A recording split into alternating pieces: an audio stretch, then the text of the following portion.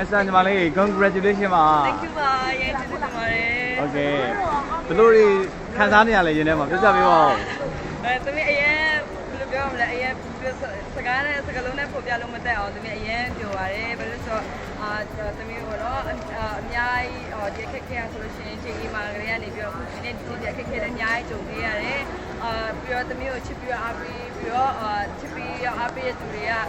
သမီးကိုဒီနေရာထိပို့ဆောင်ပေးတဲ့အတွက်သူတို့ကိုလည်းအရင်ချစ်တင်တယ်ဖျက်ရှင်တိုင်းကောင်းချီးပါစေလို့ပြောချင်ပါတယ်ရှင်ဟုတ် Okay ပါအဲ့တော့အခု CFM ကိုနားဆင်နေတဲ့ပရိသတ်တွေကိုညီမလေးဗာပြောချင်တယ် ဟုတ်ကဲ့ CFM ကိုနားဆင်နေတဲ့ပရိသတ်တွေအားလုံးကိုအရင်ကျေးဇူးတင်ပါတယ်။သမီးချစ်ပြီးအားပေးတဲ့အတွက်ကြောင့်မလို့သမီးဒီနေရာထိကိုသမီးရောက်နိုင်တာဖြစ်ပါတယ်။ဒီပရိသတ်တွေကအားပေးမှုကို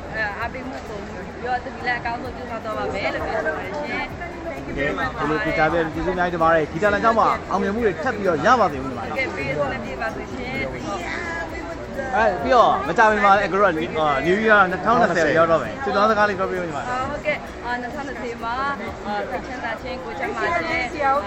ဆန္ဒနဲ့ပြည့်ဝကြပါစေလို့ဒီနေ့ပြောဆိုမှုကောင်းတောင်းပေးလိုက်ပါတယ်ရှင် ကျေးဇူးတင်ပါတယ်ဟုတ်ကဲ့